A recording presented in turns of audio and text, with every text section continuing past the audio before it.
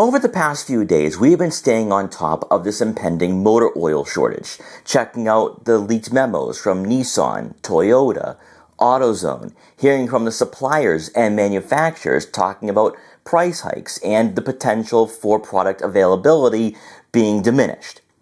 Now we have an article from CNN, a very lengthy article going over what should be happening in June. We also get more statements, more information from people in this industry. And yes, some people might say this is fear-mongering, that this is all pessimism. But in this article, I also see a silver lining. And I also see some optimism. Like we talked about in prior videos, there could be relief, just not this summer. So let's dive into this article and see what it's telling us here with these impending motor oil shortages. Wholesale motor oil prices are rising rapidly, and some industry executives are warning of imminent shortages caused by the war with Iran. Damage to key facilities in the Middle East and the shutdown of the Strait of Hormuz has combined to create a perfect storm in this tiny but critical corner of the oil market. The risk is that some of the most popular kinds of motor oil will be in very short supply, forcing drivers to delay getting their oil changed or rely on suboptimal lubricants. We're looking at shortages, I have no doubt in my mind, Holly Alfano, CEO of the Independent Lubricant Manufacturers Association and Industry Trade Group, told CNN. It's a big mess. It's not going to be resolved quickly. It could take a year or so before we see any real relief. Tom Glenn, president and founder of Petroleum Trends International and publisher of industry publication Jobbers World, we checked out those guys a couple of days ago with Wolf's Head, Amalie Motor Oil, and Kirkland talking about price hikes and product availability, has chronicled the multiple rounds of dizzying price hikes on motor oil since the war started. 3 rounds of price increases over 2.5 months is unheard of, and the magnitude is stunning, Glenn told CNN. I've been in this business since 1979, and I've never seen anything quite like this. In a normal year, motor oil producers would increase prices for distributors by 70 to 80 cents a gallon. But already this year, Glenn said, some producers have lifted prices on distributors buying in bulk by $5 or more a gallon. These price hikes are being driven by a combination of higher prices for crude oil, base oils, additives, transportation, packaging, and logistics. And we saw all of this in that article that Glenn had written a couple of days ago. And this was back on May 14th, and here we are in this week heading into Memorial Day, and those price increases are starting this week right now. Not only are prices rising, but ILMA warns of an imminent shortage of low-viscosity grade oils, including 0W16, 0W8, and 0W20, which is the most important grade of motor oil on the market today. While Toyota's memo that we saw over the weekend hasn't been verified, they talk about those specific oils.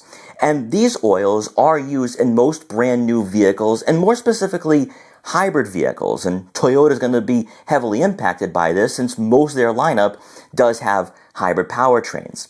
It's the go-to motor oil for newer vehicles, accounting for roughly 1/3 of total passenger car motor oil demand last year, according to Petroleum Trends International. The problem is that almost half of the most important base oil used to make motor oil, known as Group 3, comes from just 3 Persian Gulf producers, according to the ILMA.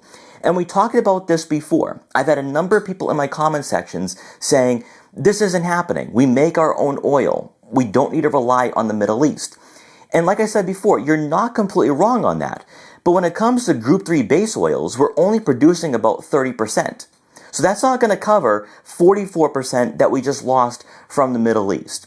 And right now, and we'll probably hear this later on in the article, those refineries that we have here in the US are not ready to produce Group 3 oils at a higher capacity. So you'll be waiting probably till 2027 or 2028 at the earliest to get these numbers where they should be in the US market. Those Middle East supplies have been derailed by the closure of the Strait of Hormuz after the war started in late February. Not only that, but Pearl GTL, the world's largest gas-to-liquids plant located in Qatar, was attacked and seriously damaged in Iran. That means one of the leading suppliers of Group 3 base oils has been knocked offline indefinitely. The U.S. is expected to run out of Middle East Gulf origin Group 3 by June. And that is according to the ILMA and in a bulletin published last week. Now, the ILMA, we've heard of these guys before. They have closely been working with General Motors, warning them back in March. And here we are in May, right before Memorial Day weekend, we're hearing about the shortages that will be coming in June. So for all of you in my comment section saying, there's plenty of oil on the shelves at Walmart and AutoZone, well, we haven't gotten to June yet. Normally, the United States would turn to South Korea to fill the gap, but Asian refiners rely on the Strait of Hormuz for much of their crude. And Asian refiners that do have access to crude are focused on making as much jet fuel and diesel as they can to capture historically high profit margins. Motor oil can also be made with Group 2 base oils, but those are also being diverted to diesel to meet demand and historically high margins.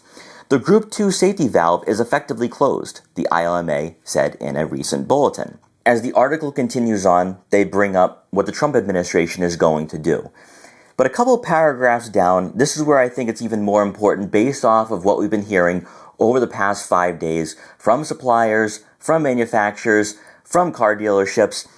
There is one important company here that is listed in this article that maybe gives us a silver lining, maybe also some optimism as well. And this company is Valvoline. It's great to hear from them because they're in the motor oil industry and they also have service centers. So Valvoline, which operates 2,400 retail oil change service centers, said in a statement that it has not significantly raised prices. So it has raised prices in recent days, and has adequate supply to serve our customers today and the foreseeable future.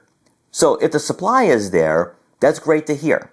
But it does sound like there has been some price increases, just not significant, according to the statement.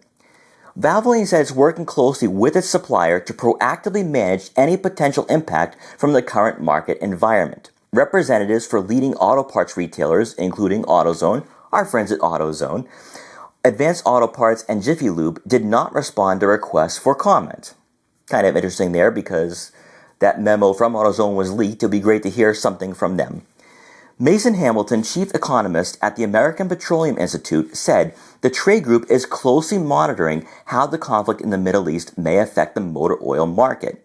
Hamilton noted that API, which helps set standards for engine oil specifications, has already invoked emergency provisional licensing to give companies flexibility to pivot to alternative base oil supplies not impacted by the war. Michael Chung, Senior Director of Market Intelligence at the Auto Care Association, a trade group that represents automotive suppliers, distributors, maintenance, and repair companies, told CNN that drivers should expect to feel yet another hit to their wallet, even if they delay maintenance that isn't critical. We are still bullish on the aftermarket, but we recognize there are going to be supply chain challenges with motor oil availability and prices in the short term.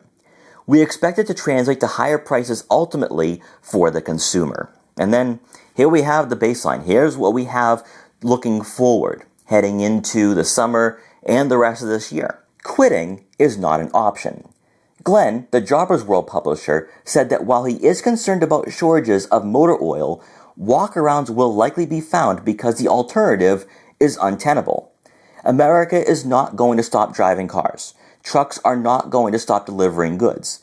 We're not going to come to a grinding halt, Glenn said. One option for the industry to proactively manage demand, according to Glenn, is that automakers will temporarily authorize the use of slightly higher viscosity motor oil that requires much less Group 3 base oils, much like we heard from Toyota, right? So even though Toyota has not verified, has not confirmed that memo was sent out to dealerships, what was in that memo is right here in front of us in this article. So we have a better idea that most of this is happening, that this is happening in real time, the price increases are real, and with the Group 3 base oils, we're going to run out in June, and there's going to have to be a transition to something else. Other band-aids include changing the recommendations from auto manufacturers on how frequently they recommend vehicle owners get oil changes.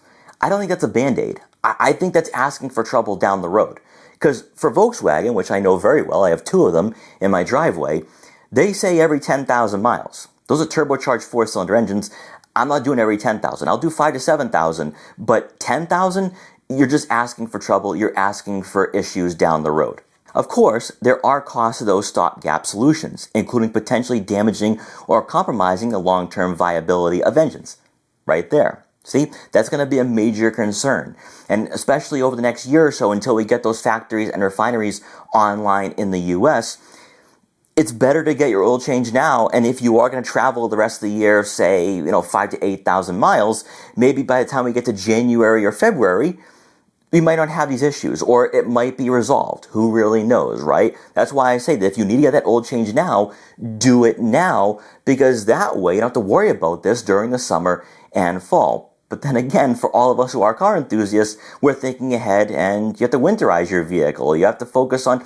So there's a lot to really dive into when it comes to oil changes that I don't think people are willing to talk about right now, because you don't really want to go 10,000 miles in multiple seasons throughout the year with the same oil. Again, it's just asking for trouble. It will be ugly to see how this is done, Glenn said, but I think they will find a solution. Quitting is not an option. We'll find a way to keep America moving. So we're ending on a positive note with optimism that we're going to keep moving forward. But for those of you who are in denial, what if this is all true?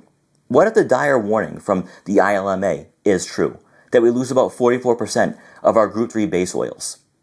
I think the only positive here is that it's not a fuel shortage. And that's what I think a lot of people are confused about here. That, no, we're not dealing with a fuel shortage when you gas up your car. We're dealing with a motor oil shortage. And we rely a lot on the Middle East. And then with South Korea, they get their crude oil from the Middle East. So we lose that percentage of Group 3 base oils as well.